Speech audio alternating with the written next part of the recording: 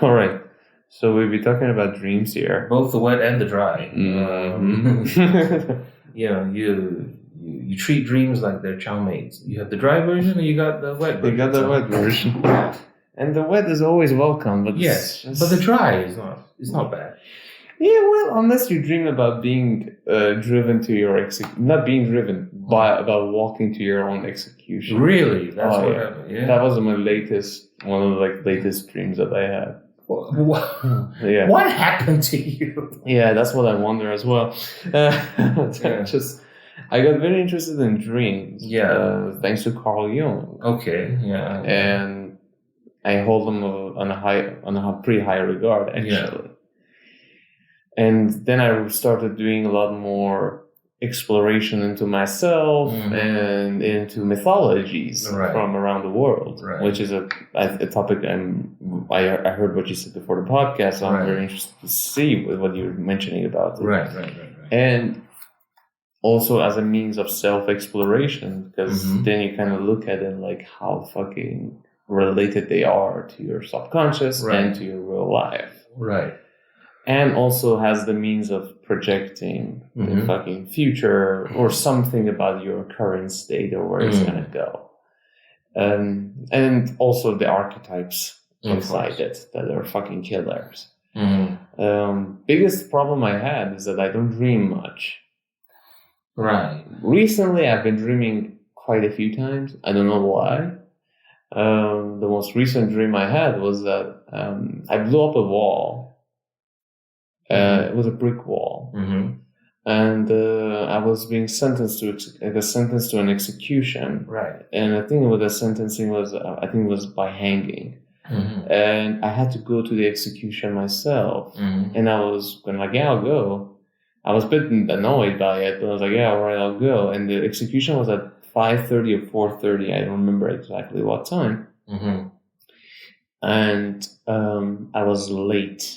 And I had to take the LRT actually, and the LRT was overpacked with people. Right. Like, like how the space of the LRT. Oh yeah. Like but this time, like in the dream, it was inceptionized. Right. Quite a considerable portion. Right. And I was late to it, and I was annoyed that I was late to my execution. And I was like, fuck, man, this is bullshit. Right. I hope they can execute me tomorrow. Right. So, and I was like, I hope they have a slot available tomorrow. Right. So I was like, I had an appointment. Yeah, excuse me, hangman. Could you scooch? Could you just scooch me? Yeah. Just sneak into the line. Yeah, you there, you back in the queue. Back up the queue. Hey, no cutting. Like, oh, darn it. So that was a dream I had. Right. And I had a series of interesting dreams. And we get to go into it a little bit. I want to hear your takes and shit like that. Well, what do you think about dreams? I don't know how to go about it. It's like, is this going to be a dream interpretation podcast or just in general about dreams? So I don't know. I have no idea. So lactating. I had when I was in 2015, right before I went to KL, it was a hard time. It was like a bunch of unrequited attempted relationships that didn't pan out. It was like 5 in a row and getting rejected 5 in a row. It's like, oh shit. If you ever want to feel ego death happen while you're still awake, completely sober, yeah. Try 5 rejections. Yeah. And I think what was really, upsetting was that I was never properly rejected by anyone. It was just like one day I found out there was somebody else.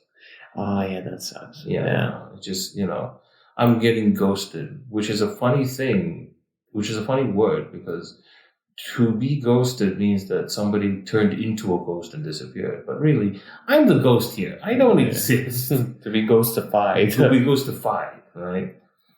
And after many, many months, maybe even years, after I thought I had gotten over this one girl, I have a dream where we're making out in a prayer room of all things. Oh wow, that's powerful. And hold on. Yeah, no. It's ablution. You do wudu first, and do it properly as God intended. You're in His house. Come on now, fuck properly. And it gets hot and heavy, and it goes, and it becomes. How should I put this? I start sucking on her tits, basically. Okay, but then she starts lactating.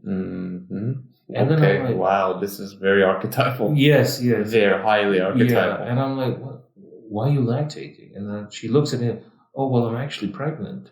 And then I look down and and suddenly the stomach is much bigger than I remember, and the dream ends. And so I'm like, oh, cool, I'm getting cucked even my own subconscious. That's great. Thank you, brain, for reminding me how desperately alone I am. You thought this was going to be deep, interpretive shit. No, this very blatant internal emotional cruelty. That's what happened to me in my dreams as of late, which is rare because sometimes I don't remember what I dreamt. Yeah. Right. A lot of the time it's like I go to sleep, I wake up, I'm like, where the fuck am I? And they're like, oh, I'm back in my bed, but in the other direction. And I'm like, oh, geez, okay. You ever get so tired with life, you wake up and I'm like, oh no, not again. Oh yeah. Oh yeah. Yeah, it's like that. I had that a couple of times. So this was actually sort of pleasant. And then I had another dream and it was the same girl, but it was a far more sort of like 500 Days of Summer situation. Just a montage of doing nice things outdoors. And I don't know why. I don't know if it's emblematic of me healing or whatever, but it's just like the mellowing out of longing. But it was significantly more pleasant than the last one. Right? And at the very least, those dreams are, they're normal-ish, apart from the milky boobs. The milky boobs is like, oh. Yeah. That was a bit. And I have an image of you sucking on tits with milky boobs is really right now fucking me up a little bit. No, it's fine. It's, it's like you're squeezing one with the other and sucking the other one. It's like, No, I'm very delicate. I'm, hentai shit. I can bite very gently. Yes. Ladies. But this is more towards the end of my, towards the later part of my adulthood when it's very apparent that I'm in denial, but really I'm just sort of like, I would like to be in a relationship with somebody, but it's like, I don't like myself enough to like other people. So, The part about the milky boobs and the baby forming at the same time is interestingly is like sometimes like, well, because in some of the dream analysis that happens, actually take a look at like the mythology of the culture where you're at, where you're acclimated to, what you're born with. Yeah. And so it's like some say like maybe a Western mythology doesn't apply to an Eastern man. So you're an Eastern man. Like what would a mother figure in front of you with a baby signify? It will not be the Virgin Mary, much more like something of Malaysian mythology. See, I've never heard about that. I never went into like Malaysian dream, but your ethnicity, maybe your bloodline as well might be, because like you have Indian blood, so Kali or it's either two things. It's either you're the baby, or it's the wife, right? Your wife or something like that. Yeah. So it could be, I don't really know, but I can talk about it from my own like personal sense of feelings. Like it's very obvious that at this point I've associated longing with danger, or desire with loss at the same time. I can't have one without the other. That's very interesting. What did you feel after the dream was over? When you woke up, how was your feeling? Very, very complicated. Very complicated bag of emotions. Like, this is both arousing and depressing and optimistic, but then very immediately after, no. Mm-hmm. So it's just like, because it's a combination of I was happy to see her again in my dreams, but it was also very apparent that It's just not the baby ain't mine. Right? Yeah. Right? Yeah. So it's just a summary of my experience with the whole issue. Right? It's the way how my brain works at this point is really, so this is the report of how fucked up you are. Read it, memorize it, understand that you're fucked up, and now you will wake up, you piece of shit. And I'm like, okay, brain, thank you for emotionally abusing me. Time to go to work now, I guess. Thanks for the pointer. Thanks for the PowerPoint, you piece of shit. Shit. But this is when I was older. Yeah. When I was younger, the dreams were far more surreal. Far more surreal. Like, this almost feels like a video game mechanic. So a series of things happen that are kind of random, and I get to a certain physical point in the dream. Yeah.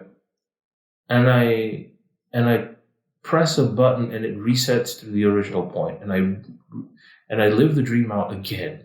Right, trying to change things to see if it works. Was that one dream, or this is one dream? Oh, one dream. Yeah. This is one dream. You constantly went on the loop. I was looping and looping and looping, trying to make the dream work because there was a reset button at the end. Interesting. At some point, I went through so many loops, and I was getting so desperate. I pressed the button, and then cracks started to form around the button, and reality cracked, and then it shattered. And now all of the other incarnations of all of the other dreams are now spilling into each other. Jesus Christ. And all of the parts that were all of the parts of the former dreams are now fusing into each other into these monstrous shapes. One of them involves an Apollo rocket sprouting tarantula legs, smashing into the moon, and then crawling on the surface. Wow.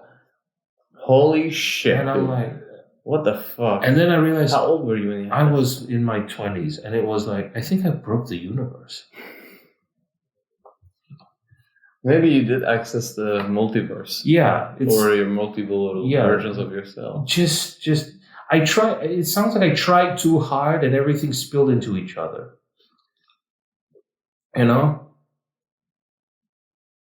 Maybe it's the fact that because you're an artist. Yeah. And there's a creative aspect of the dream, but at the same time, there's this, I think, innate part of an artist's life inside the core is that maybe you have an ideal way of looking at the world, and you think that it should be a certain way. Yeah. But the world is not that certain way that you want it to be, of course. Hence, you're constantly resetting it. But your attempt to have it in that ideal way, which is unrealistic, is actually going to cause you damage in terms of, like, at the end of it, if you constantly try to follow this idealistic notion of the world, which I had it as well, until I became a cynical person, and that went out the window. That's not going to happen. So you might as well stop pressing the reset button and stop having this kind of a principle of trying to change that game that you're playing. Although, you're right. But what's interesting is that at the moment the universe shattered, I wasn't particularly scared or like upset. I was more like, interesting. So it's more like, the resetting isn't working. Just smash the button and let things spill into each other, and maybe that might work. And now you get a tarantula rocket on the moon. That's one badass thing to say right away. Yeah, very, very scary. Because I imagine right now in my head, I just watched Scorn. Before we come here, so my mind has that kind of a crawling thing already set in it. Yes. So hot, so sexy. Great for date night. Yeah. We all masturbate to H.R. Geiger paintings, right? Yeah. No, just anyone? No, just me.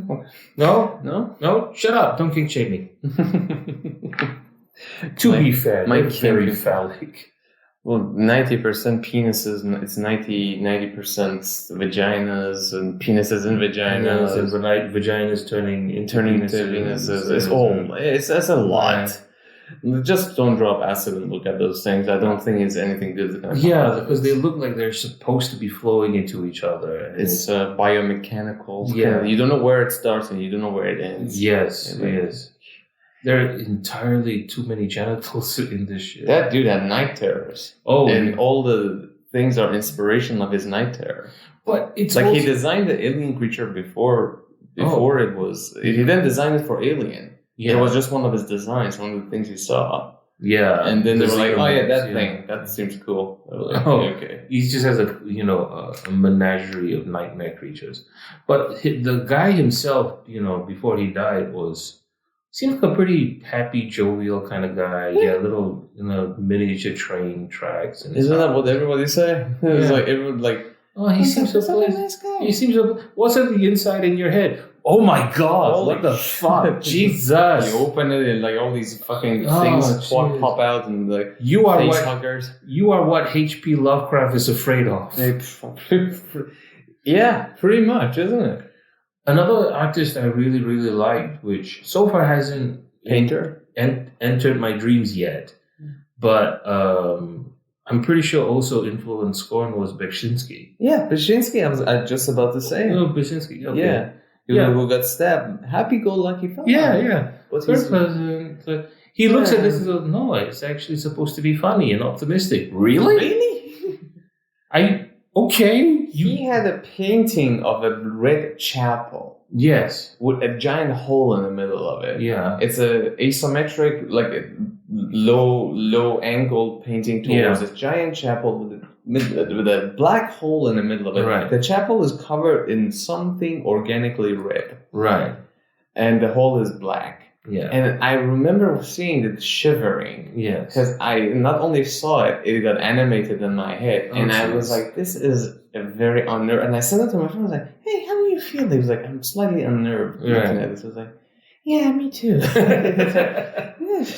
I was just trying to, the only way I could imagine something being funny from a Beksinski painting is that there's this barren landscape, right? Yeah. Because they're all barren landscapes. But there's this creature that's walking on all fours. With a mask around his face? Yeah. And his face is wrapped in bandages. But his hands are like a creature. Yeah, and the only thing that amuses me is the idea of how he sort of swoogity through the landscape. That's the only thing that amuses me. Just going clickety, clickety, clickety, clickety, clickety, clickety, clickety. So you had to make it amusing for yourself. Yeah. But in reality, when you look at it, you're like, oh, that is kind of horrific, because if you imagine it crawling, that's terrifying. Yeah. But if you imagine it scuttling really quickly like a cockroach, that's really terrifying. Yeah. But if you imagine it sort of like jolly walking, like an Avery cartoon, like Steamboat Willie or some shit, that's like, oh yeah, that's right.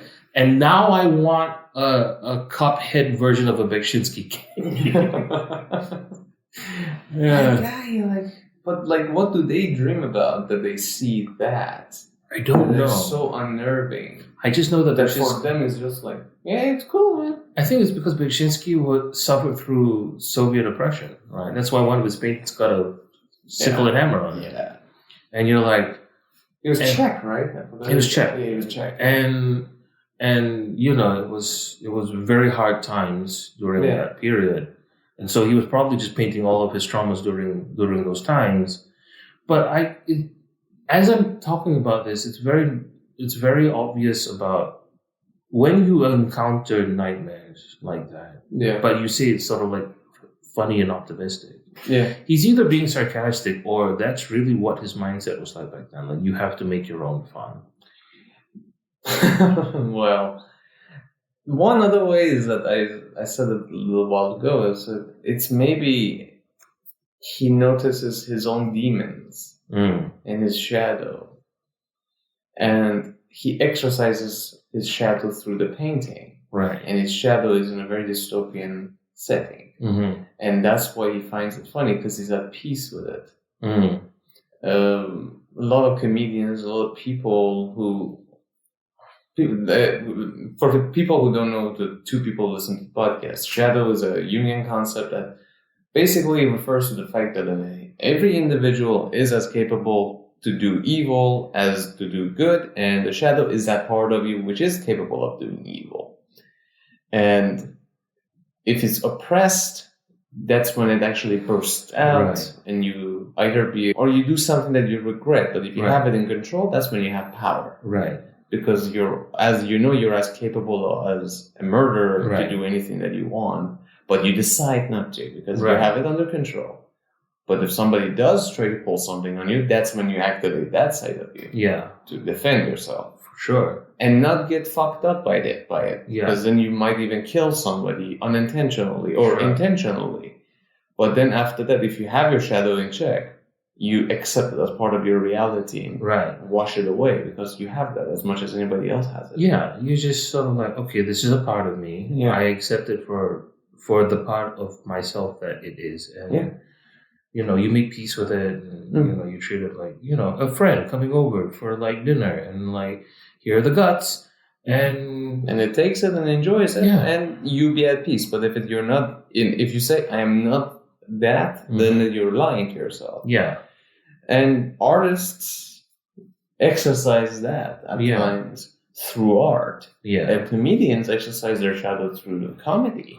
It's that I'm traumatized. Yeah. I'm angry. Yeah. I have resentment. Right. I have two options. Yeah. I can either go find a hobo and beat him to death. Yeah. Or I can go on the stage and tell you exactly what the fuck I feel like and make you bleed with my words and enjoy doing it.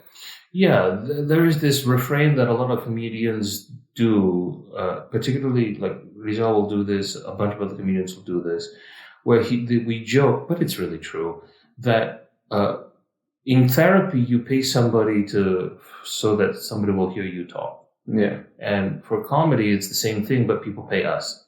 Yeah, they pay you to talk to them. Yeah, this is therapy, right? Yeah, that's our therapy. That, basically, this is.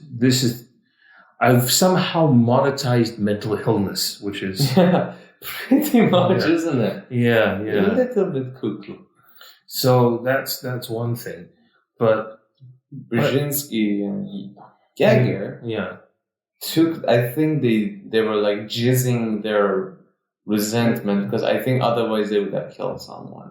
David Lynch himself, I don't know, either it was him or one of his friends said, David Lynch, the director. Mm-hmm. He has very fucked up paintings and artwork and all that. His friends said, what? David Lynch? Come on. He's Mr. Rogers. Come on now. He's the Tom Hanks of our era. He's a Tom Hanks if he was a director. Yeah. But his friend said, I'm pretty sure David would have been a murderer if he wasn't a director and an artist. Yeah, he looks it. He looks the part. He looks the part. He looks like one of his characters. Like somebody who's slightly unnerving and quite possibly capable of doing something very insidious. Yeah. And as opposed to Kubrick, who actually is that. Yeah. Who had it in good? No, I don't think it. I don't know. No. He's 2/3 shadow. That man. Yeah, I did not see an ego or self in that man. No. It's like you do things my way. Yeah. Just and every painting, every artwork of his was his extension of a shadow. So it's the fact that where's those kind of things that you dreamed in your dream are extension of these jizzes of your mindset that are supposed to be your shadow work. I had a dream. Yeah. Anything you want to say about the section before I move on? No. Yeah. I had a dream. Now, the dream about my execution that I dreamed about, let's figure this out first. I believe this is a dream about me about me killing a part of myself. Right. And I'm actually going to kill it. Now, I don't know what that part is.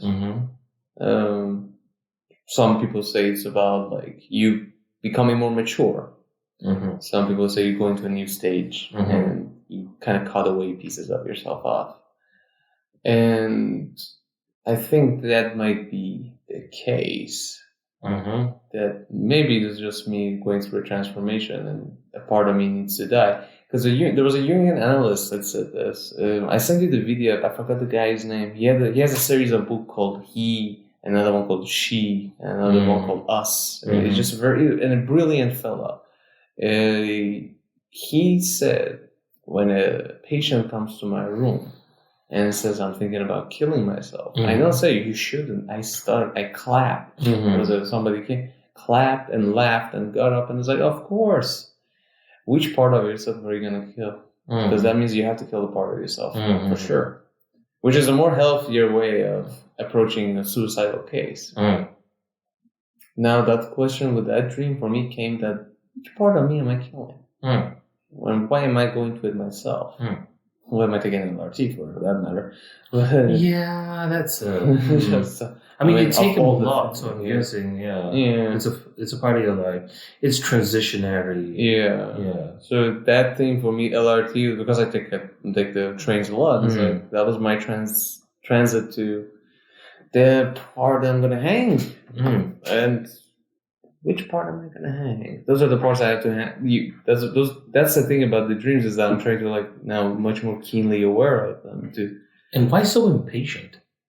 And why was I impatient to kill a part of myself? Why did I look at my watch and it wasn't I have a digital watch. It was an analog watch. Right. And I was like, oh, why am I so impatient to die? Right. And being upset that I'm late. I think it sounds to me that if the central thesis of, the idea of death being transformative is true, then it seems pretty obvious that you're desperate to change somehow. Yeah. And you are on the way to do it, which is why you're so impatient, because this fucking thing is too slow. Yeah. And if you've ever been in an LRT, sometimes it can feel entirely too slow. Yeah, especially nowadays. There you go. And sometimes the process of change can take such a long time, you don't even know what'll ever happen. And you can get very frustrated over the whole thing, Yeah. Why did that blow up a wall? That was I was like, is that a Freudian thing? And I made a hole in the wall and you want to have sex with your mother? No. I want to have sex with everybody else's mother. No. Yeah. I have a joke about that. Freud said all men want to fuck their mother and marry, fuck their mother and kill their father. Yeah. I want to kill my mother and fuck my father. Just gonna go the opposite direction of this. Yeah. I don't know if my dreams have any significant meaning that isn't, patently obvious, but there have been a series of dreams. Yeah. That they don't seem to have any deeper meaning, but structurally they're very interesting. Because they're continuous, but not in terms of time, in terms of space. Because they keep happening in different areas of the same area. So in one dream, I'm in a gray city, right? And there's a giant red Ferris wheel at the distance. And I think it was a memory of when I went to Japan, and Osaka's got a giant red Ferris wheel there, and I wanted to go, but I couldn't. So that thing was massive. It didn't look like it belonged in reality. It was so huge. So I must have imprinted, Yeah. But at some point, the part of my brain that should have resetted the dream didn't. So now the next dream is happening in an area, right? Something else. I think it was like a science lab or whatever. But looking over the high point of the dream, the low area was where the other dream happened. So I'm like, wait, that's the Ferris wheel. Oh, that's the gray city. That's Inception. Yeah. So I'm like, oh, you're building terrain. Oh shit. Okay. Cool, I guess. I don't know what this means, but I'll make a note of it. And sometimes if I have dreams in a row, they will happen in the same area. Yeah. So it's almost as if I'm building some kind of wonky memory palace in order for all of the dreams to inhabit. Yeah. Because I can at least remember the last. So the dreams compound if I can keep remembering them. Yeah, I've heard that. Maybe the reason I'm dreaming more nowadays is because I've kind of remembered them, and I try to make a note of them in the morning. Right. But yeah, that is one thing that they said. In case you're not dreaming, and you dream, write it down. And then remember it. And it actually increases your frequency of dreaming for some reason. Maybe it makes your brain more aware. Because they say like maybe you do dream and you just don't remember anyway. Right. So there's that philosophy behind it. But the fact that your dreams are all linked, and the linked part is always interesting for me. Because there are a few people I heard. Like there's one person I heard who's told me she can dream to a certain point, and the next day she dreams the rest of it. And then the next day she dreams the rest of it. So it's like a complete movie unfolding in her head. And regardless of when she wakes up, the next day it's going to pick up where she left off. Right. So you kind of go like, what the fuck does that mean? And interesting thing is she's a female, that is a woman. Right. So, and most girls who I speak with, their dreams tend to be highly more detailed. Yes. Like 10 times more detailed compared to a male dream. Right. A male dream is always a rough sketch to a certain extent. Yeah. Then it becomes a little bit more detailed, but not as much as a woman dreams and the details that they get. So your dreams are all like linked in one universe. Yeah, kind of. And it's all like a Bob Ross painting that are like kind of chained to each other. Yeah. That's that part. Very sort of like... The thing about it is that the whole thing feels impressionistic not because of the texture or color of the dream, but because of the pace at which it moves. It moves at an uneven fast forward. All my dreams move at an uneven fast forward pace. They're all rushed. Yeah, I know what you mean. Yeah. I know what you mean. So I had the experience the same sometimes. So it's like, and I've never had a dream that was normally paced like it was reality. Never. They're all evenly paced, except this one time where I thought I wasn't dreaming. Oh. So I wake up, I walk into my living room in my hometown, and the evening sun is pouring through the window, and I think this is very nice. And then I wake up again. And then that was the dream. Okay. Little disorienting. Am I dreaming now? Shit. No, I'm just going to keep going on. Because now I can feel my body. That's the difference. Yeah. Yeah. That's a fucking difference. The one thing I dream about, I haven't dreamed about it quite a while now, is one common theme in my dreams is that there's always a labyrinth. Oh. Okay. That's just something I always wonder. Why the fuck am I always in a fucking labyrinth? In some sense, it's like it could be a fucking like I'm in a cinema, then I go down. It's kind of like imagine like Rex scale, and like go down. It's like suddenly underneath it is like a sewage system but it's like not properly. It's like much more polished sewage system with like tunnels and all that, and like brick walls. Like okay, where do you go? And there's always a labyrinth occurs. I think the last time I dreamt about labyrinth was I dreamt that I was in a house. Right. And I had ordered Grab to come pick me up. Okay. And the house is big. You're not allowed to have your shoes in. And the shoes at the door. At that staircase. It's an old Persian house, funny enough. And it had that vibe. It didn't have a vibe of being in Malaysia. It had the vibe of being in Iran, in a much more like a village side. Right. And the Grab is coming to pick me up, and I'm watching it on the phone, and it's getting near. So I'm like, all right, I'll go to the gate. Okay. I start going toward the gate. For some reason, I'm not running. I'm trying to get to the gate, and I'm slow. It's like my legs are in the mud. It's just like every step is like not happening, man. Right. And no matter how, the faster I try to go, the slower I get. Right. And I reach eventually to the gate, and I get my shoes, and I put my shoes on, and I try to get to the gate.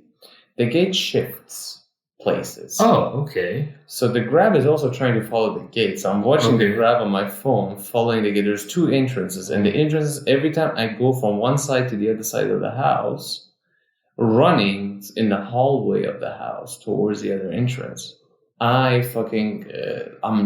panting, dragging my leg out of these carpets that are like stuck to my, like, I remember this feeling of knee-high mud, because it's just not the bottom of my shoe. I'm knee in it. Okay. And I'm running toward the end, and bam, the door shifts again. So I never get to the exit. Okay. Yeah, I know I was like, okay, I kind of get the meaning of it, because I'm always trying to get myself out of a situation I am in, and I'm being impatient. I'm trying to get my life together, and I was trying to get out of Malaysia for a while to go to Holland or Canada. Yeah. And I'm really trying. Yeah. And I'm really fucking trying, but no matter how fucking hard I try, it's just not gonna go anywhere. Right. Because eventually it's just that's what's gonna happen. Right. So that was one weird element that was always in my dream. And I don't think I dreamt about Labyrinth since. And that was maybe a year and a half ago. You kind of make peace with the fact that you're going to be here for a while? Yeah, I did. I think I did. I see. I think I did. And it did bring peace. Right. And not that I'm not happy, it's just that I wanted to move on. But my main concern is that right now I'm not dreaming enough. Me too. That's a little bit like... Me too. And this is going to sound very, very weird and maybe even a little bit self-indulgent, but like, the sleep is now boring because I don't have anything to look forward to when I go to sleep. I am looking at the sleep before I go to sleep. I always like come on, dream a little bit, please. Because you might subscribe to this thought. For some people, dreams are just dreams. For some people, it's more than that. Yeah. You kind of look at dreams as well as a sort of can I have a little bit of, maybe there might be some guidance counselor there so I can navigate the waters a little bit more. Maybe there might be something in it more for me. It's all for you. Can I have more self-exploration? Can I have an answer? Can I have not even an answer? Can you give me a question? But can you give me something that I might not be seeing in the waking world? And that's what I look forward in dreams. Because I'm like, can I please, not to make a decision. Don't tell me go left or right. Because then that would be you fucking yourself up, basically. But can I see myself a little bit more so I can analyze myself a little bit more? Right. Because that would be the difference between you and an asshole. Self-awareness. Yeah. You try to be more self-aware. Yeah. And maybe try to be more at peace. Sure. This kind of reminds me of the carvings that I have in my house. Right, because these are Mahameri carvings, and these carvings are supposed to be of ancestral spirits. Yeah, to people who don't know, Raki in his house has about 100. That's more than 100. So my mom is an anthropologist. Yes, and my brother picked up the habit because he's got the money. So he goes to the village and just buys masks and carvings nonstop. What's it called? These tribal wooden masks that are all very different faces of animals or different faces just in general. Yeah. And they're all animal spirits who are ancestral spirits of man before man became man. Right? Yeah. My favorite is of a were-tiger spirit whose job was originally he had all of the rules of humanity in his bag, which he hoarded. Mm-hmm. So, the rules like don't fuck your mama or whatever. Yeah. Common sense rules that you think are like common sense. Yeah. But no one knew them. Because he had them all. He had them all. And what he would do is he would sit on the moon and laugh at you. Laugh at humanity. And then one day he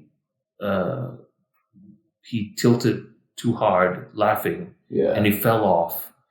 And then he was asked he threatened a hunter to put him up to the moon again. And the hunter was like, okay, and then he did, but then the hunter stole the bag and then distributed the rules, and that's why humanity has rules. It's from this dude on the moon who was laughing at you,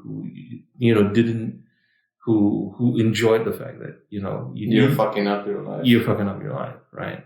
And the mask is half man and half tiger. It's like fangs and wooden stripes, right? Striations. It looks quite menacing, and he's smiling because that's kind of what he was doing on the moon. Now, in this tribe, even though that the art of carving only happened like 100 years ago, when Can I cut in for 1 second? What? Have you wondered why they chose tiger as half of that half that would represent this mystical creature? There's a couple of reasons. One is that tigers were quite common in the forest, right?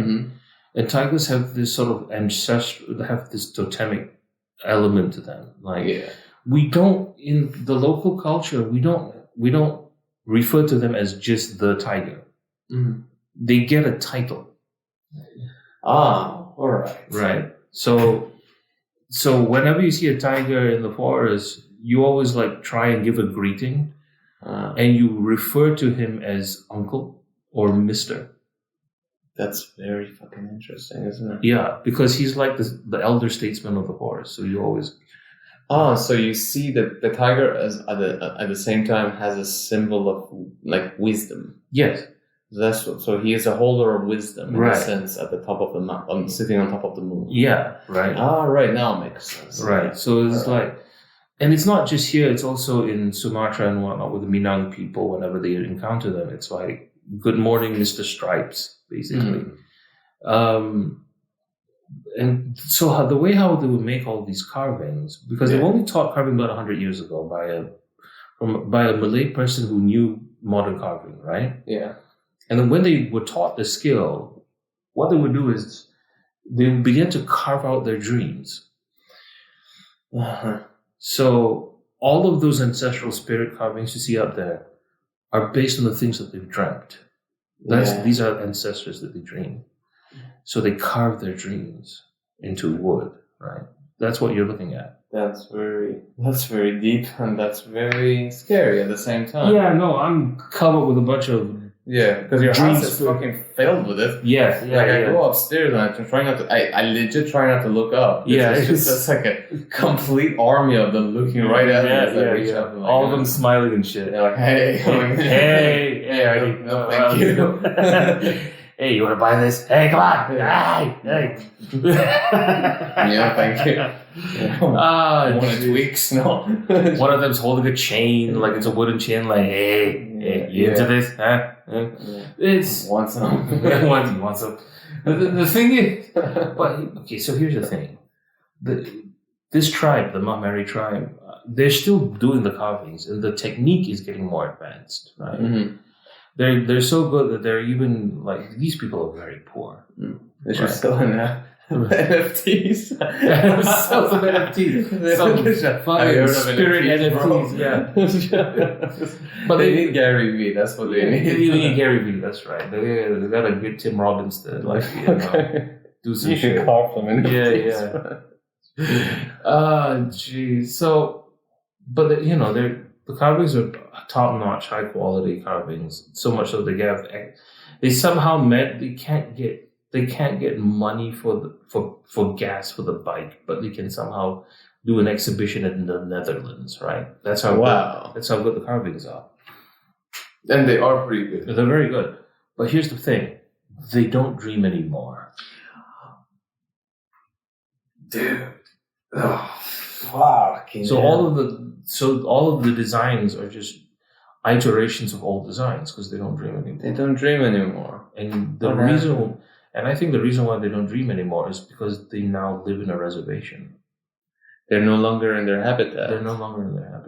So if they're released back into if they're not released as if they're caged, but if they move back, maybe the spirits would find them again. Because that's the thing. You wonder, what did that Yeah, they don't dream anymore. We've asked, do you still dream the spirit? They said no. They're gone. And you look around and it's like The forest is gone. It's been replaced by palm oil. They live in reservations. They don't get any provisions. They're drowning in debt. Some of them are suffering from alcoholism. Their kids are, they get bullied for being Aborigines. It's the same situation that happens with the Native Americans that's happening here. And they are the first people, the original people. But good luck trying to get the same kind of Native people privileges that they give to my people or anybody else. Which is one of the most fucked up things I've heard in Malaysia. I'm like, you would think you guys would treat, I would expect that from a white person. Yeah. From Malaysia, considering... Oh, no, we were trained by white people. Yeah, I'm like, what really? They just took away the land? Like, yeah. Here's the thing. It's not... I get making money, but at the same time, don't fuck them in the ass like that. But you see, here's the thing. For the longest time, this particular tribe wouldn't talk to anybody outside. Yeah. And it wasn't because they were mistrustful of outsiders. The word that they have for Malay people is the same word that they have for bad. Oh. Because in ancient times, during the time of the Malaccan sultans, the people would come into the villages to kidnap them for slavery. Yeah, okay. So it was never good then. It was never good. It was never fucking good. Then when the immigrants came, with the British, it was they didn't leave them alone either. No. Because the women, they would come in to log the villages and then they would, assault the women or they're so poor, they don't have any money, so they buy everything on credit. So, the shop owners end up owning everything, so it's and the home that they used to have is turned into plantations owned by a company that used to be run by the British, which was then nationalized after the government bought all the shares in the 60s. So it goes from one oppressor to another, and slowly but surely, all of the rivers are now gone. And the places where they used to collect crabs from the mud, they're gone. It goes from bad to worse. And when the lives get bad enough, the dreams disappear. Back in the day, people used to dream these prophecies. And suddenly nobody dreams of prophecies anymore. Yeah. 90% of cultures nowadays don't dream much. No. But when they get away from the society, they tend to dream more. Yeah. What the fuck does that say? That means we that live the in a very toxic. Yeah. We live in a very toxic. If your life is very good, you have nothing to complain about, so you don't dream of what is possible. Yeah. And when your life is this badly oppressed, you don't dream anymore because you no longer have hope. Oh, that's poetic, isn't it? Yeah. I'm just ripping off Sandman. Fuck. Yeah. Oh, yeah, you are. Yeah. And we are talking about the core subject of the Sandman, right? Which I just finished Act 3. There you go. Brilliant book. So it's when you take their dreams away, both in the sleeping sense and in the aspirational sense, you deprive them of hope. And if you deprive people of hope, the converse is true. They don't dream anymore. They cannot conceive of better. Yeah, when you can't conceive of better, you're fucked. Yeah. And that's by design. That's by design. And if people cannot dream, they cannot rebel. They cannot achieve more. They cannot change things. And that's it. And if you're in one of the powers that be, that's a very good way to control your population. Do not let them dream. There is a ancient, I might be butchering the story. Yeah. Ancient New Zealand tribe. That one of the oldest tribes in New Zealand that have this very old festival that would happen every year, I think. Yeah. Maybe a little bit more longer intervals. I might be fucking up the timeline on how often does it happen, but I think it was 1 year. Every 1 year would happen. And they would basically do these things based on their dreams, and the festival would occur based on what they saw in their dream. And every year, once the festival occurs, they gather everybody and say who dreamed during this time. And the people would say their dreams. and they note down the dream. And they make changes based on what they saw in the dream. So every year it would evolve into something different. Right. If there was no dreams, they would keep doing the same thing until there's a dream. And they would keep this tradition. I don't know if they're still around, but I know they were to a certain extent before we fuck it all up. Yeah. That they would base that much credit on the dream on exactly what did people see. And if people see something different, people thought about adding something in that dream. Immediately, part of the tradition continues. So what you'll be doing now is what everybody did 1,000 years ago plus more. Right. I mean, there's an entire Aboriginal community in Australia that has an entire time of space and time called the dream time. There you go. Right. So the concept of dream seems like very frivolous, hippy-dippy bullshit to a lot of people. But it's like, and you can survive without dreams in a mechanical sense. Yeah. But you won't really have any notion of what to do with yourself. Yeah. You know? For God's sake, major decisions in the world was taken just based on dreams. Yeah. The dream of Gilgamesh's dream was the most oldest dream ever recorded in the world. Yeah. Where he dreams about the star laying on his shoulder and lifting off. I think it lifts off from his shoulder, it goes up, and he feels all right after that. But that's what he felt, and that dream is recorded, and that dream has repeated itself with major people. With major figures in the world, with the very same concept of it happening, be it might not be a star, but the very same thing of something laying on your shoulder and the weight of it you feel. So what does that tell you? So, like, January 1st, 2020, I woke up and I said, I dreamt about the apocalypse. That was one of the most significant dreams I had. The dream was, at first I was going down into a basement. Which some believe it signifies as emerging into the subconscious. I dreamt about going into a basement and getting into some sort of a confrontation with a bunch of people. It was in a urinal. It was kind of Silent Hilly in a little bit Silent Hilly. It was a little dirty and shit. And I was getting pissed. And I went in this other room. There were other room, and suddenly it was like a small casino. And the other room in the basement, it's like at the toilet of the basement. And I moved to the other room, and there was this, like an underground discotheque / casino with this very weird David Lynchian figure. Who had looked like a bobblehead, you know. It was a normal sized man with a head maybe 3 times the size that it should be. The problem was that the head looked like a giant mask made of like white paper and teeth and all that. So you're in a David Lynch movie is what you're telling me. Pretty much. It was like kind of darkish and shit.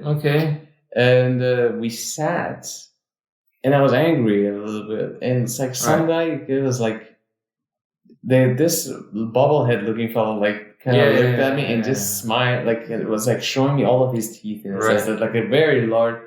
And I was getting upset. I was like, "Don't!" And he was like, "Does this upset you?" And he kept getting closer. He was like, "Does this upset you?" Jeez. And I remember his face distinctly. It was like very odd. Like there was like he had like paint on it as well on his head. And does this upset you? Does this upset you? And I think either that was my ego or something. And then there was suddenly a noise in the back. This is part of my dreams always kind of turn funny because there's like weird characters show up. I think Batman was there suddenly. What? But I saw him. Rewind, hang on. As a shadow. In the back. It's like, do not let him fool you. Do not be fooled by him or something like that. And his hand, or my hand, I'm not sure about this, goes and grabs this thing by the throat. And as if like, like in the movies, like the guy they grab the person and the spirit like is separated, the body goes away and it holds the spirit. It was this very shadowy figure. The dude like goes behind and it like moves away, and in the hand is a shadowy figure, right, with these claws for hands. Oh, and you don't see the shadowy figure; you just see the face and like the throat and all that. You like grabbed by the throat, and I don't know if somebody said, I don't remember. That might be projecting this part, but either way, it grabs them, and suddenly the scene changes, and the sky is pretty much ashy. Oh, okay. And it's not dark, but it is dark because there's like volcanic ash dark kind of a thing. Oh, okay. Yeah, the sun is just not getting in. Yeah, exactly. Kali Yuga kind of a shit. Yeah. And there were these gigantic palaces, but it looked like gigantic Greek palaces with Greek columns. Right. White color palaces. But they would look like they were like, it wasn't built. It looked like somebody put Lego pieces. Like it was like giant Lego pieces of a palace. Like, it's like, like if I touch the column before. When I say giant, they're like the size of KLCC. Right. The size of a Petronas Tower. Right. But like these giant columns up to the sky. And I went in and they were like talking about, it was like the White House. Yeah, like a Senate, like a Roman Senate. Yeah. Like the Roman Senate. Right. And on top of it, there was one giant column also going up to the sky on the roof of it. And I went inside, and there were people going around, and it was apocalyptic. Everybody like kind of going around, and they were getting ready for the end of it. Alec Baldwin was in that as well. What? Yeah. What? Yeah. First Batman, now Alec Baldwin. Alec Baldwin was a dick. In a Roman Senate, of course he's a dick. Yeah, he's a dick, and he was in my dream. He was in my dream as a dick there. You're like, If anybody's going to be a dick in a Roman Senate, it would definitely be an Alec Baldwin type. They had to keep him to repopulate the earth. Was he trying to impregnate a boy? What's going on? It was just fucking hilarious. Was fucking hooked up to a machine. So he must reproduce. We will repopulate the earth. Okay. And he was there, he was being a dick, and suddenly I was like, I don't want to be here with you guys. Yeah, no, that sounds about rational. And nobody really wanted me to be there as well, but then I was like, you know what, fuck you guys, what you're doing sucks. Yeah. I got out.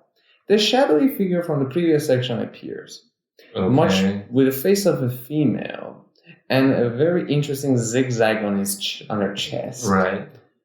Hands claw-like. And I hear this distinctly, and the death is gonna come to Earth. Right.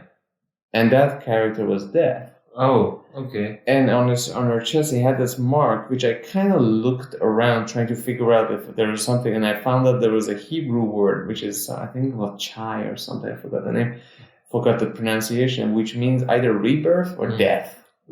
But the word itself wasn't the hacking. The silhouette in between the two alphabets was what it was on her chest. I saw the silhouette in the middle of it. And it starts raining hellfire on the ground. Okay. And I went into a cave and survived. Okay. And I started raining hellfire, and it would hit these mock-up senates. Oh, okay. Palaces, and they would fly off, and everybody inside it burned. And it was funny because I would see them burn, but they weren't burned like human beings. They were burned like 8-pixel game characters. Just running around, black silhouette with like flaming things. Yeah, it was just like suddenly go flat. It was like a 2D, like Roblox death. Yes. And it's just like dying like that, and I was like, and this shadowy figure started like kind of, she was flying, she didn't have legs. Yeah. It was just this thing, just started sweeping between palace to palace, people to people, person to person, killing people. Right. And it started raining the whatever, either it was like these meteors, or was it volcanic projectiles just raining down. And I was like, and I woke up, I was like, I dreamt about the apocalypse. And that's when, and I was laughing because I was like, well, look, the world somewhat came to an end. Yeah. Alec Baldwin also got fucked up. Okay. So I kind of was like, maybe my dream wasn't that fucking far off, was it? Because he did shoot a bitch, and the world went to shit. Yeah, Alec Baldwin got fucked up. Yeah. Batman has remained consistent. Batman remained consistent. Right. And the part of me about my shadow self or ego self was there too. Yeah. So that was a weird, fucked up one that I had. And I was like, oh, okay. Yeah. I don't know what the hell that means, but I mean, accurate. World sort of it's ended. still going. It's a slow fuck of a ending, but a lot of people died. Yeah, a lot of people died. Some of them I knew. Alec Baldwin lost his career. Yeah. Somewhat.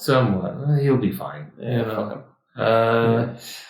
And we did get a new Batman movie. We did during the pandemic. Yeah, but still, it was just like odd. Yeah. Yeah, but I am a Batman fan, so maybe that he appeared in my... No, if anybody's going to tell you the truth about somebody trying to deceive you, it would be Batman. Yeah. Get out of here. Yeah. Well, I am the night. I am vengeance. Warrior. Yeah. I am a very lucky man.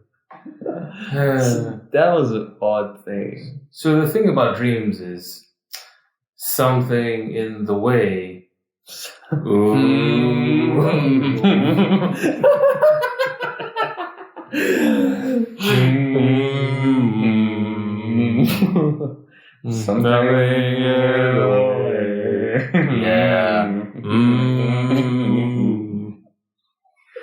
Which jackasses.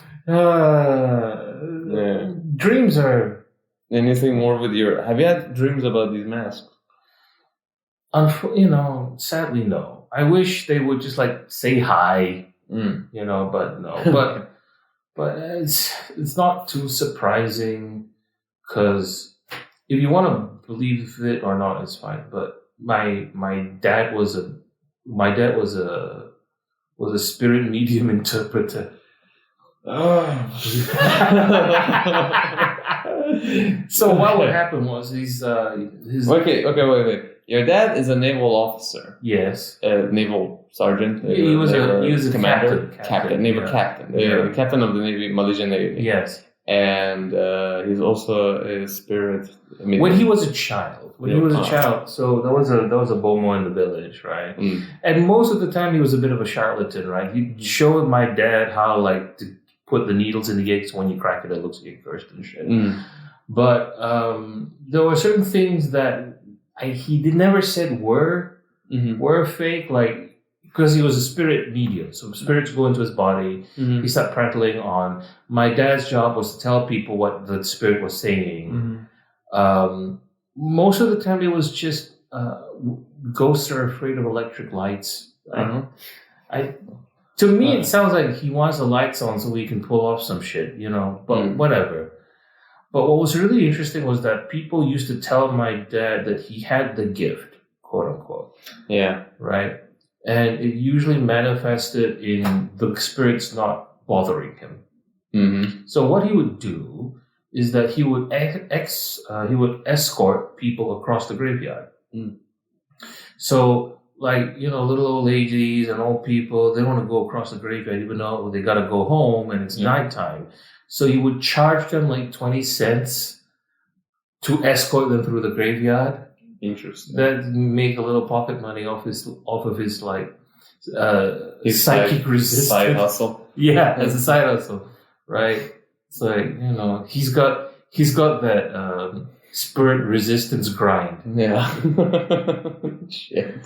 Right. So it's like that, and then my great granduncle was a snake shaman. So if you needed a snake removed, or if you needed to cure a snake bite, he's the dude you called. Right? Is he an actual snake charmer, or is he? No. He's an actual snake shaman. He was apparently he got bit so often he was just immune at this point.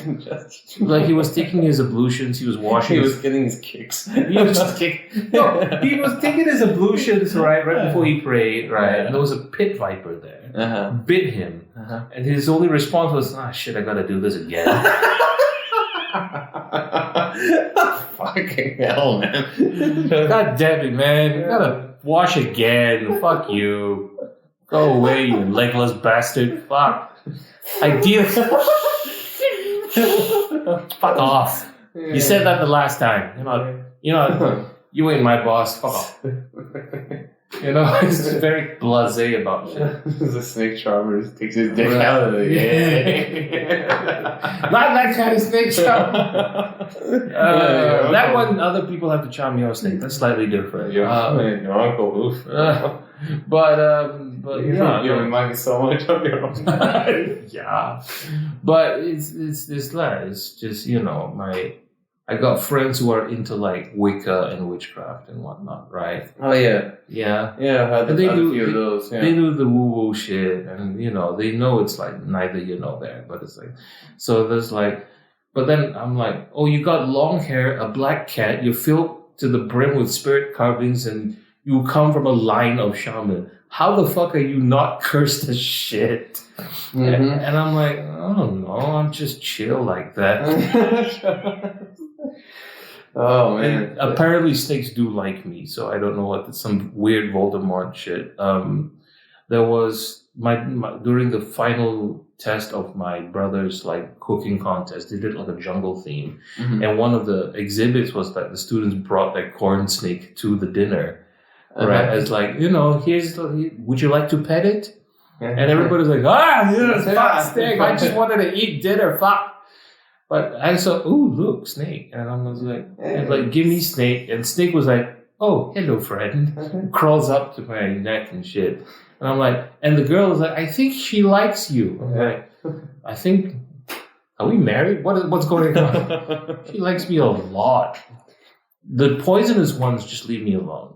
Yeah. They either chill out, or there was this weird sort of like situation where a cobra was slithering across my backyard, and I was sitting there, and it was nighttime, and then it suddenly stops because it realized I was there, and I looked at it, and it looked at me like this awkward situation where you bump into somebody in the corridor, but you don't know what to say, but you should know each other's names, but you don't, so you just stand there, just cut to my face, cut to his face, cut to my face, cut to his face, cut to my face, cut to his face.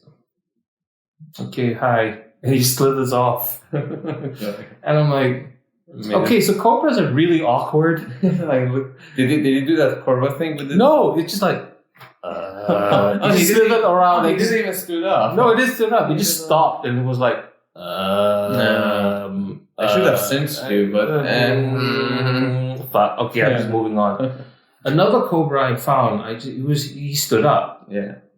And so I did the sensible thing with a cobra that's standing up to you.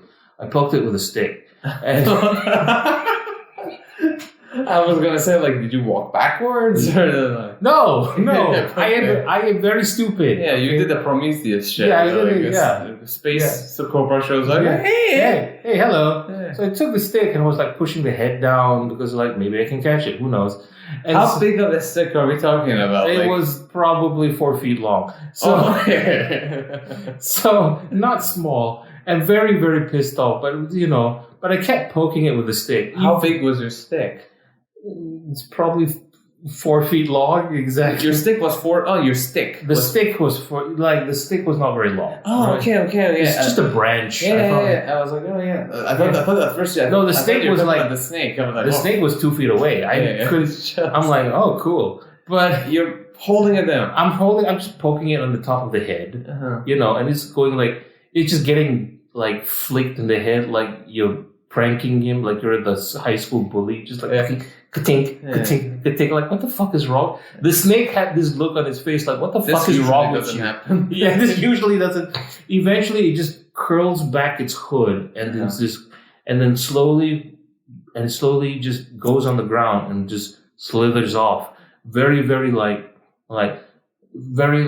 he doesn't care anymore. It's like, this is not worth it. This is not worth my time. This usually doesn't happen. It's almost as if he was going, I think this kid is retarded. I don't know what to do with this one. Reminds me of the fucking grizzly man. Yeah. The grizzly man? Yeah. The gay dude who went to the jungles at the fucking peak summer. Like, when was it, fall? When was it the before the bears go into hibernation, they were trying to eat, and they were like, "Oh, look, bears are okay with me," but the reality was that the bears were very confused by it. Because he would just go like, "Hey, little fella," and he eventually got eaten. Because eventually the one bear is going to fulfill the prophecy of fuck around and find out. Yeah, because that one bear was extremely hungry. And there wasn't enough fish that time. You go. So he was just like, he needed to go into hibernation, and he has a full course meal in front of him. Right. Whereas I got lucky, snakes don't attack you if they can afford it. Yeah. So they're like, this one doesn't seem harmless. He just seems like he's got 2 brain cells and both of them are fighting for 3rd place. So I'm just going to fuck off. It's fine. This one, just go away. It's like, in my head, this snake was George Costanza. And I'm Norm. So just like, fuck you. I don't care. Whatever. Like, no soup for you. If he had a middle finger, he'd give it to me, But, all of this, magical shit happening around me, and I don't dream, not as much. And I think about the Aboriginal tribe, and I think to myself, if you're not dreaming, I just hope I'm not subconsciously admitting that hope is dead. Yeah, isn't that the case? Yeah. You see, it's like when they got over with the Native Americans, they killed the buffaloes. Right. The buffaloes are sacred creatures to Native Americans. And I really owe this to Neil Gaiman because he really made me appreciate mythology. Right. I was into it, but I never appreciated it for what it was. And maybe part of the reason, the previous episode we were talking about free speech and maybe some things should be made fun of is because of that. That it might diminish something somewhat and weaken something that might be sacred. Right. That holds dear to people. And when Native Americans, when they say the Native Americans died when the last buffalo died. It's like when their mythology went away. Now do Native Americans dream of the buffalo anymore? Right. Do Persians dream of the fire temple? After it was all destroyed in Persia by the Arabs. Do native of Australia dream about their native culture, their native gods? Do Malay people still dream of a place where Prophet Muhammad, Shiva, and Buddha are in the same house? Chilling out, which is a thing that happens in old Malay legends. You've got Muslim people talking to the devil, and then talking to a Hindu god, and then there's an actual demon, but the demon is actually a local demon, not a jinn. It's very syncretic things. Yeah. And you would see this in shadow plays, Wayang-Kulits and whatnot, right? Yeah. But they banned it. When? They banned it 20 years ago. What the fuck? The religious government of the northern states of Peninsular Malaysia banned the Wayang-Kulit because it had all of these un-Islamic elements.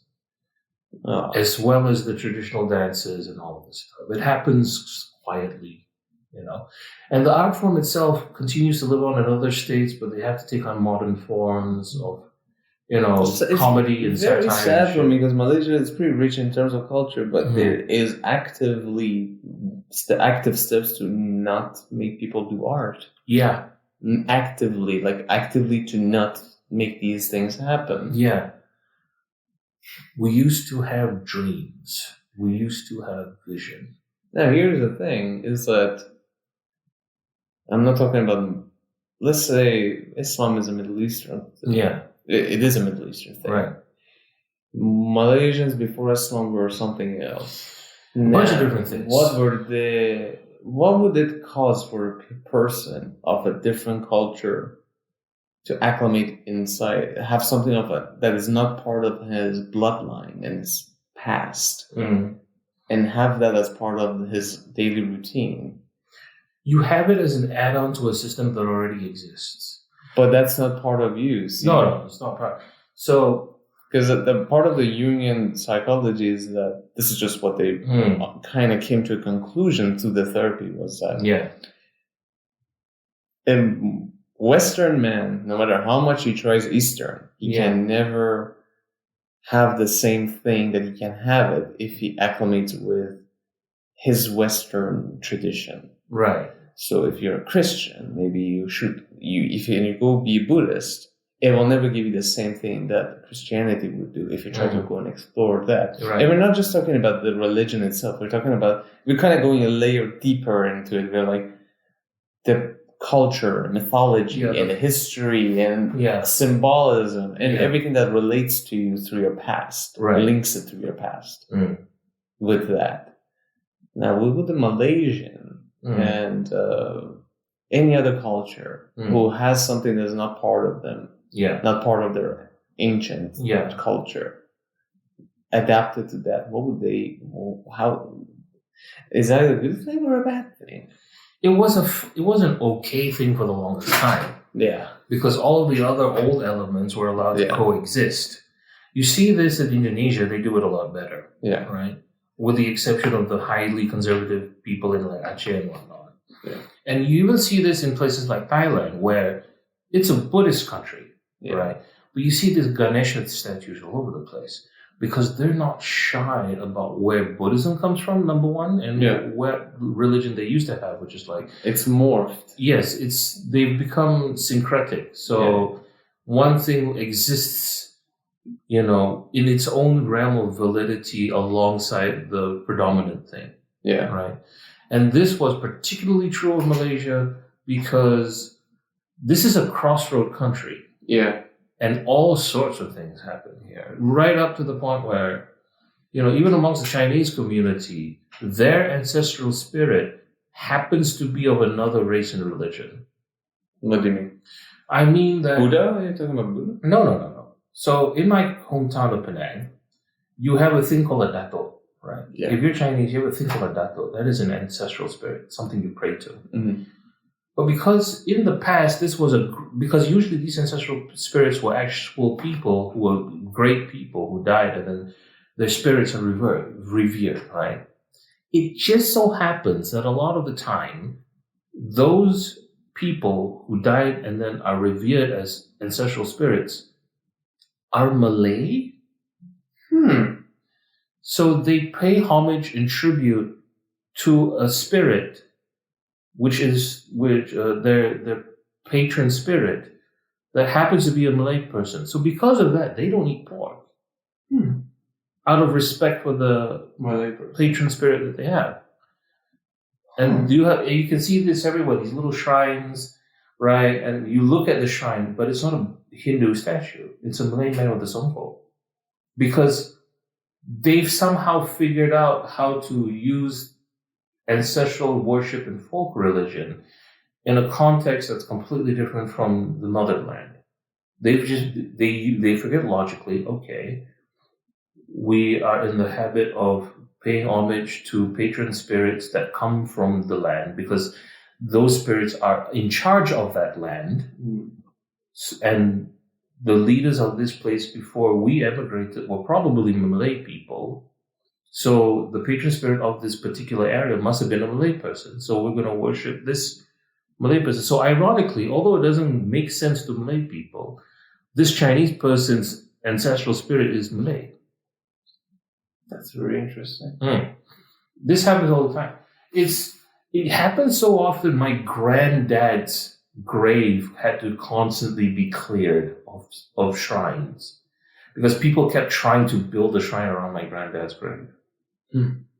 Because they were looking for like lottery numbers and shit. They were praying to my granddad's grave for lottery numbers and stuff, because he was a notable man in his village, religious teacher, also part-time curry salesman.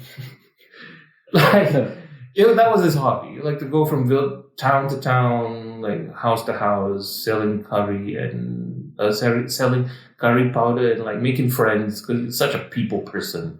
And my grandma was like, you could just turn this into a proper business, right? You could have a shop, have a shop, and send your fucking spice to the mill that now you know is an actual curry brand, Alagapas. That used to just be a mill. My granddad would send his spice mix to the mill and sell his brand of curry, Mr. Rashid's got a curry brand of curry powder. Mm. And it's like, nah, but I like meeting the people though. I like meeting new people. It's fun. I get out of the house and meet new people. So it's like I like being a daughter of Percy. Lovely chap. He's okay. He's okay. He's a bit weird. Like he got himself a car and then he's just like, it doesn't work anymore. Screw it. And my dad was like, wait. Screw it what? Like he just abandoned it. Oh.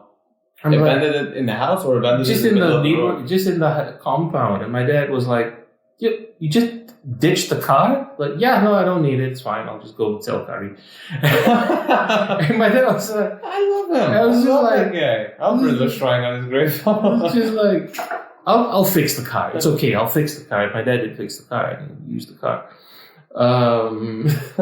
He just like her, but my grandma was like, we need the money though. There's a bunch of kids. Yeah. Yeah, no. And she was the one who was doing all the math in her head. Right? Mm-hmm. So it's like somebody has to. Somebody has to. It's like, God damn it, man.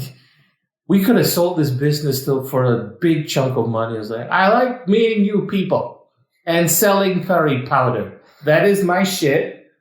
That's what I want to do. I'm bringing the boy now. He's gonna carry my basket. Bless his heart. Sounds like a very content man. It seemed pretty cool. I don't know. So you can understand, like, people would like build a shrine around him and whatnot. So, and I'm pretty sure none of them were Malay. None of these people were Malay trying to build a shrine around my granddad's grave because it was all like yellow cloth and yellow wood. That's how you build the shrine. Put all the color is symbolic. Spirituality and royalty, paying tribute to the spirit. So in the Malaysian context, religion is used to be quite a hodgepodge of many, many different things. And in older parts, in more rural parts of the country, that's still true. Yeah. But largely for political reasons, there was a need to push religion in what they believe in its pure form. So you'll notice that Malays are trying to be very Arab. Yeah, more Arab than Arab. Because they're far more Arab. Because they're compensating for that. Mm-hmm. They're compensating for their heathen past or whatever. But they'll never be like Arabs. Arabs don't think that they're like Arabs at all. They're just like, the Arab version of a weeb.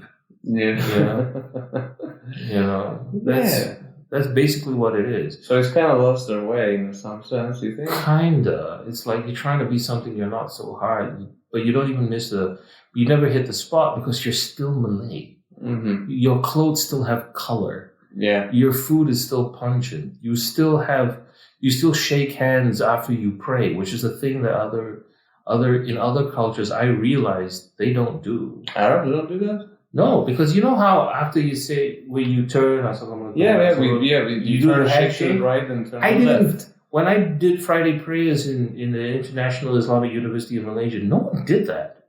Yeah, interesting. Yeah, because Arabs. Yeah. I prayed when I was praying in Iran. Turn around, turn to the right, turn to the left. Yeah. If somebody comes back in the front, you do that. You do the two hand. Yeah. Because that's like you cup the hand of the other person with both hands and just say like yeah.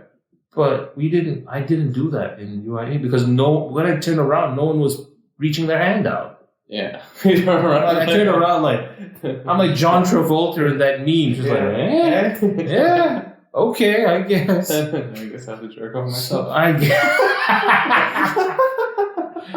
Oh, fine, more dick for me. But yeah, it's like, oh shit, this is very specifically Arabic. Because of Middle East, like... No, people, but the like, handshake thing is like, okay, as far as I know, because I hadn't met you yet, this is specifically just a Malay thing we introduced into the thing. And then what's going to happen later on is they're going to find out that it's a Malay thing, and then, it's like my uncle recently passed away. My condolences. Thank you. He gone now. Anyway, we left flowers on the grave, and this, because that's what we do. That might be like a Hindu throwback or whatever. Jasmine flowers and rose petals and shit on the grave. And then my auntie, who is a Filipino, she got flowers from the embassy, right? Because apparently she was quite known in the Filipino embassy. So you have a very interesting bloodline, by the way. It's very strange. You're like a fucking cocktail of Southeast Asia, Middle East combined. You're the chosen one. Can you unchoose me for a second? It was very exhausting. No, but we got this gigantic bouquet of giant white chrysanthemums, and we put it on his grave. And then the next day we found out somebody had stolen it.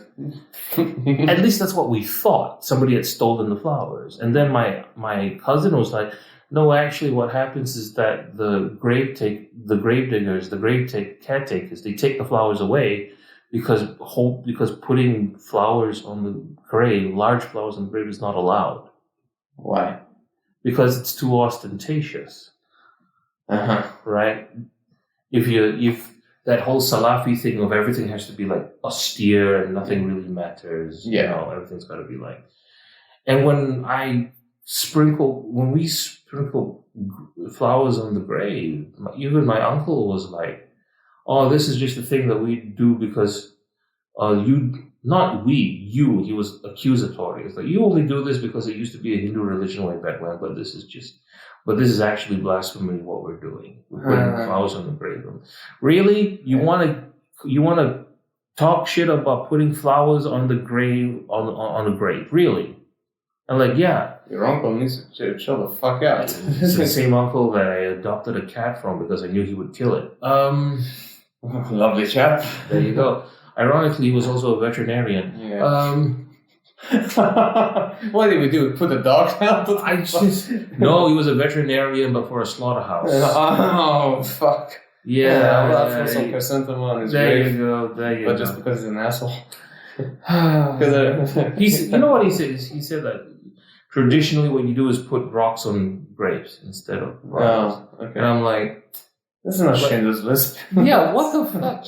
They had to do that because they were in the desert, both the Arabs and the Jews. They don't have any flowers. They don't have a flower there. Right? But we can't find rocks. Yeah. Smooth rocks, we can't get those.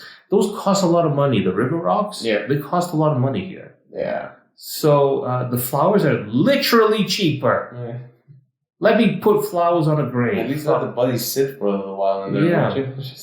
So it's kind of like that. It's like we have these deep traditions and we don't do them anymore because it's not good enough for us now. Yeah, you lost your way. Yeah, kind of. Like we still have these cultural artifacts that are near and dear to us, particularly food. Like there's a reason why Malaysia's got so many obese people, yours truly included. But it's like the food is the only thing we got left. Well, the food and I was telling some of the people I used to work with, and I said, "You guys are weird." This is before I become a foodie myself. Right.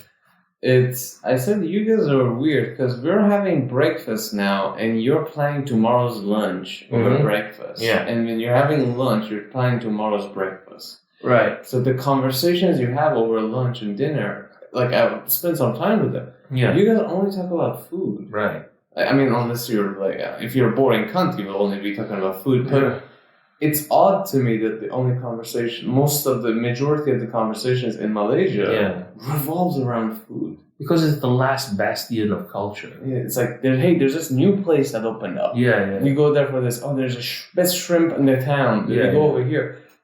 Daily activity. And daily activity is like food, Yeah. and no more. And like you mentioned, last bastion of the culture. Yeah. You don't have any other cultural activity or anything that resembles such. Sure.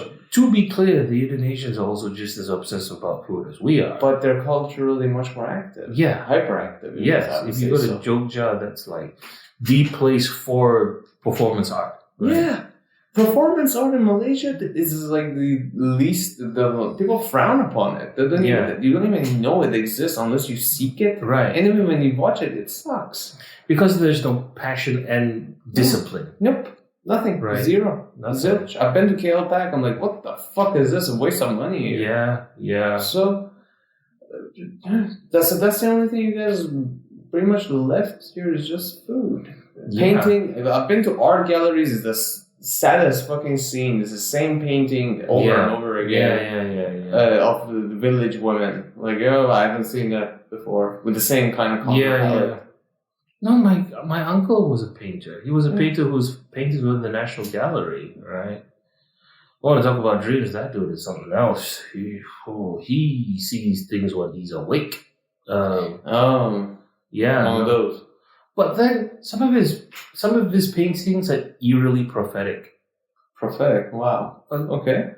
At one point, he drew a painting of an airliner about to land, and it was blurry and out of focus because he's a watercolor painter. So he does these hazy, crystalline paintings, right? Very difficult to do. But and then not soon after, MH370 disappeared. So, interesting. So now, whenever anybody looks at that painting, they're like, okay. Yeah, just why? Can I go now? Why did you choose that? Yeah. You painting now that doesn't. Like, you want to talk about people who dream things and make them? Yeah, that man is something else. Yeah, he's Do you think people in general are dreaming less, and that's why they're going towards psychedelics? I think it wouldn't surprise me, honestly, because it's like why DMT is taking off now is because I think people are not dreaming much anymore. Yeah, we seem to be lacking psychogenetic activity, that tickles that part. Yeah, that mystical part. Yeah, that makes you want to see something. Because imagine, you might be a little understimulated when you're waking up, and then you go to sleep, and then it rekindles old memories, it recombines new thoughts, it makes you feel things the way you never felt before, and then, you may not talk about it, or you may talk to it to a loved one, and they'll try and reinterpret it for you. There's activity around that, right? And we don't do that anymore. Maybe because we're mentally exhausted, cognitively exhausted by the barrage of stimuli we get over time. That's one thing. That's pretty much one of the reasons. But another thing is that in the wash of work and hustle and grind and trying to achieve things in the here and now and trying to be better people, but at the same time facing economic, social, political challenges that we now can't get away from because it's literally in our phones. Yeah. We're also exhausted. Yeah. Right. And pretty tired. Yeah. There's also no hope. There's no hope. Life is pretty bleak nowadays. Yeah. Pretty fucking bleak. Yeah. I mean, if you're a happy-go-lucky person, by all means, keep it. I'm not a happy-go-lucky person. I try to be. Yeah. But I'm not. I'm much more cynical and pessimistic in some senses. We don't even have time to have adventures. Nothing. No. Like some people go on a hike and that's cool. The adventure, but it's like a commercialized adventure. Right. Does that make sense? Like my brother, Chef Bro, his pastime is forest trekking. Because it's like, I need to be around trees so I can feel at peace. Yeah. Recently, something happened to me. I woke up one morning and I said, I need some sun. That was a thought that just fucking attacked my head. I need some sun. I need sun on my face. Right. And I went out and I just closed my eyes on the balcony, just getting blasted by the sun in my face. I don't know why that need occurred, but it was, when I say it was a need, Yeah. it was a thirst. Yeah. Why? Because something, I mean, and I was like just in my boxer shorts, just standing there naked. It's funny because that used to be a thing that, like, as kids we used to do. Yeah. Like, being outside. Not just being outside, like, I found out, I thought it was just me, but it turns out my mom did this as well. And, you know, just drying out in the sun for no reason, just feeling it. Feeling the sweat of the sun. Like, just that warm glow in your face. Yeah. You know? That was very nice. And also, thinking about reading a book under the sun, it's like, have you done that? I used to be a kid. I used to think about doing that. We'll just take out the book and try to read it like in the outside, like in the 12 o'clock. There's no place to sit in the park. The fucking air is so bad. I don't have, I can't wake up. I can't wake up in time. When I was going to school, that sort of 9 o'clock, 10 o'clock period where the sun has just come up, right? And it's sort of like, 45 degrees, and you still get an air breeze because it's an island where I live. Yeah. It's like, this is some of the nicest parts of the day. Why am I in a class? Yeah. It's like the system itself is kind of, I think it wasn't intentional, but like designed to fuck you out of your... Yeah.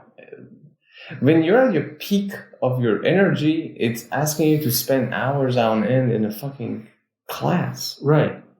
And nowadays, it's the same thing. When you're... whatever energy you have, 9 to 6 job goes away. Yeah. And then it's done with the bureaucracy. You have to deal with shit that you don't really want to. Yeah. You're like, Yeah. Like recently we had them do an operation, like we have an insurance. And the reason we have an insurance is to pay for operations. Yeah. That's the whole fucking point. Yes. So we don't have to pay. Yeah. And they're like, yeah, the insurance is covered. Come at 3 days before operation, the insurance says we will not cover it. Oh, like, why? Cool. They're like, well, part of our policy that you sign and agree to does not agree with what you're doing right now. And we had to appeal it and get it done. Of course. But the thing is like, part of me is like, and it got approved after appeal, but it's like, why?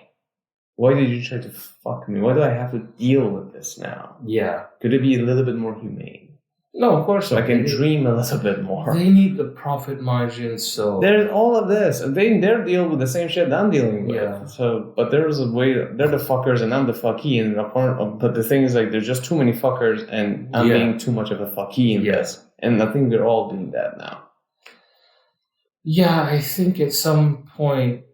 I mean, not to diminish the plight of Aboriginal people, but at this point, I think we are all in our own reserves. We're all living in a forest we used to have. Oh, that's heartbreaking, but that's true. We all live in the forest we used to have. Yeah. Now it's gone. And now it's gone. In the ruins. And we no longer dream. And life is meaningless and everyone should kill themselves. Jeez. All right. Well, this was an insightful episode. Enjoy. Dream!